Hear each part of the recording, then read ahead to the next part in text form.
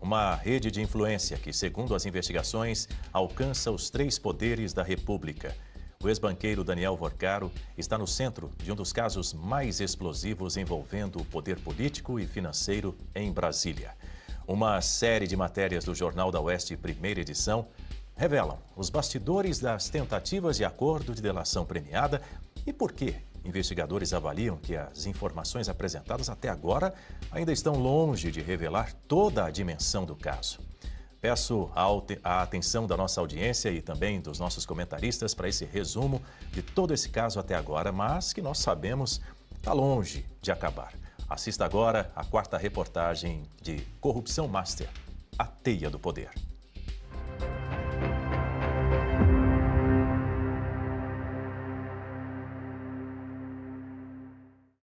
Em Brasília, a moeda mais valiosa nem sempre é o dinheiro. Muitas vezes é o acesso. É a facilidade para abrir portas que permanecem fechadas ao cidadão comum. E é justamente isso que a teia de Daniel Vorcaro expõe. Uma ampla rede de encontros, contatos e relações entre o empresário e figuras dos três poderes da República. É importante destacar que a existência desses encontros por si só não comprova a ilegalidade. As investigações seguem em andamento e os políticos citados têm negado qualquer irregularidade ou favorecimento. Ainda assim, as revelações levantam uma pergunta inevitável. Por que um banqueiro investigado mantinha um trânsito tão amplo e frequente entre autoridades de diferentes espectros políticos?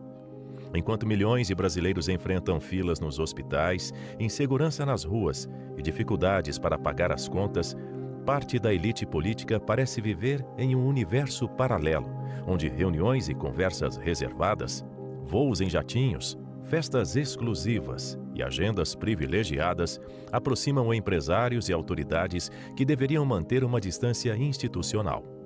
Separamos em conexões para ilustrar cada lado dessa teia de corrupção. Quarta conexão. Temos os encontros. O Banco Master fez negócios com o ex-prefeito de Salvador, ACM Neto, do União Brasil, pagando R$ 5.400.000 a uma empresa de consultoria do político baiano. A empresa de ACM Neto, que é vice-presidente do União Brasil, foi criada no fim de dezembro de 2022. ACM Neto também se encontrou com Vorcaro. O banqueiro Daniel Vorcaro relatou em mensagens de texto apreendidas pela Polícia Federal que se reuniu com o presidente do Senado, Davi Alcolumbre, do União do Amapá, na residência oficial da presidência da casa. Segundo o relato de Vorcaro, o encontro ocorreu em 2025 e se estendeu até a meia-noite. No Congresso, Alcolumbre agiu para barrar a CPI do Banco Master e se recusou a instalar a comissão para investigar o banco, alegando que o colegiado serviria como palanque eleitoral. O presidente do Banco Central, Gabriel Galípolo, se reuniu com Vorcaro e o presidente Lula fora da agenda em dezembro de 2024, quando Vorcaro se queixou de perseguição. Na época, Galípolo era diretor do Banco Central e havia sido eleito para presidir a instituição. Segundo ele, Lula o orientou a lidar com as demandas do Banco Master de forma estritamente técnica. Além disso, Galípolo se reuniu com Vorcaro em agendas oficiais para tratar do Banco Master antes de a instituição ser liquidada pelo BC. O Banco Master pagou R$ 14 milhões para a empresa do ex-ministro da Fazenda Guido Mantega, a título de consultoria econômica financeira. Conselheiro do PT e do presidente Lula, Mantega foi responsável por levar o banqueiro Daniel Vorcaro para uma reunião com Lula no Palácio do Planalto. A reunião ocorreu em dezembro de 2024. O presidente Lula e o banqueiro Daniel Vorcaro se encontraram pessoalmente no Palácio do Planalto em uma reunião fora da agenda oficial, no dia 4 de dezembro de 2024. O encontro foi intermediado pelo ex-ministro Guido Mantega e também contou com a participação de Gabriel Galípolo, então futuro presidente do Banco Central. No encontro, Vorcaro se queixou com o petista dizendo que havia uma perseguição contra ele, segundo Lula. O presidente disse ter falado a Vorcaro que haveria uma investigação técnica sobre o Banco Master sem interferência política. A democracia exige transparência. Quando empresários acumulam influência suficiente para circular com desenvoltura pelos corredores do poder. A verdadeira crise não está apenas nas suspeitas investigadas.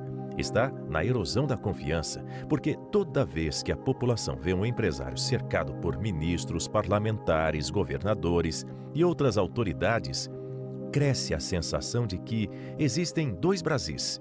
Um para quem espera meses por uma audiência em um órgão público e outro para quem consegue acesso imediato aos gabinetes mais importantes do país.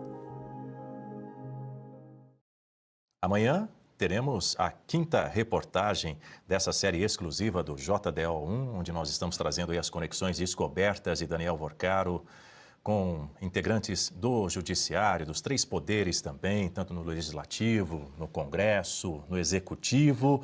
Deixe-me dividir a tela mais uma vez com o Enio Viterbo, diretamente de Portugal, para a gente falar um pouquinho a respeito do que nós trouxemos aí nessa série exclusiva do Jornal da Oeste. Lembrando que recentemente o ministro André Mendonça, que é o relator desse caso no Supremo Tribunal Federal, Enio Viterbo, ele retomou o sigilo nos processos que investigam aí essas relações de Daniel Vorcaro.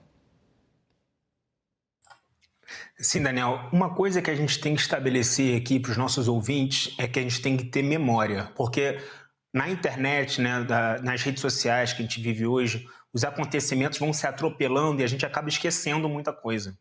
Essa questão do Davi Alcolumbre é inacreditável pelos padrões que a gente tem no direito brasileiro. Daniel, o Congresso Nacional, os congressistas, conseguiram atingir o número mínimo de assinaturas para que fosse instalada uma CPMI do Banco Master.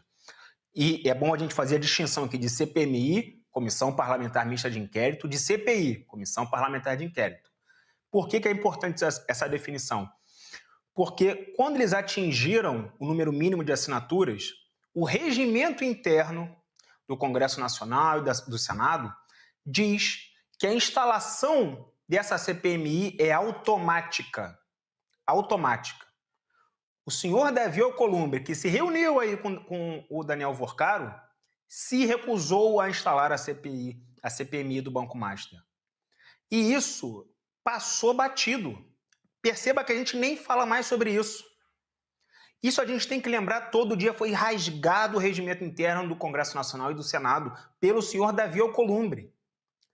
E a gente tem uma outra situação no Supremo Tribunal Federal. Isso gerou uma outra situação. Os congressistas entraram com mandado de segurança para que fosse instalada a CPMI do Banco Master, e isso está na mesa do senhor Cássio Nunes Marques até hoje. Ele não deu uma liminar e um mandado de segurança até hoje. Então nós temos um cenário onde o presidente do Congresso Nacional deliberadamente não cumpriu a lei, porque a gente tem que esclarecer para o ouvinte o seguinte: o regimento interno do Congresso, do Senado e da Câmara tem força, de acordo com a nossa Constituição, eles têm força de lei. Não é só uma coisa interna, não é só uma coisa, vamos dizer assim, um papel de pão que está lá na porta do Congresso. Não, isso tem força de lei. Tanto é assim que o Supremo Tribunal Federal só instaurou esses inquéritos, né, do ministro Alexandre de Moraes, esses inquéritos infinitos, porque entende que o artigo 43, se não me engano, do Supremo Tribunal Federal tem força de lei. E é a mesma coisa com esses regimentos internos do Congresso. E o presidente Davi Alcolumbre não instaurou a CPMI do Banco Master até hoje. E por quê? E a questão é essa, e por quê? Porque essas reportagens, as investigações demonstram que ele tem relação com Daniel Vorcaro. Teve essa reunião que foi citada na reportagem. O que foi dito nessa reunião? Por que foi dito? Será que foi só essa reunião? Isso tem que ser investigado. Isso tem que ser investigado rápido, para as provas de eventual, vamos dizer assim, situação irregular não sejam perdidas. E é isso que é o preocupante, porque a gente vê essa situação se prolongar ao longo do tempo, porque tem várias frentes, a própria reportagem mostrou, tem várias frentes de investigação e parece que está tudo num banho-maria, parece que está tudo meio parado. O ministro André Mendonça tem que colocar o pé no acelerador. A gente não pode admitir que o maior escândalo, a maior fraude bancária da história do Brasil seja tratada dessa forma, de forma displicente, de forma a que as coisas sejam esquecidas.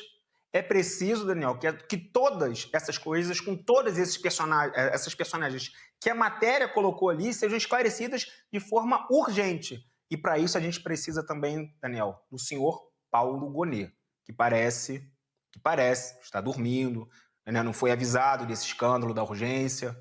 né? Porque tem pessoas ali que precisam da manifestação do senhor Paulo Gonet e até hoje, novamente, não temos essas manifestações do Procurador-Geral da República.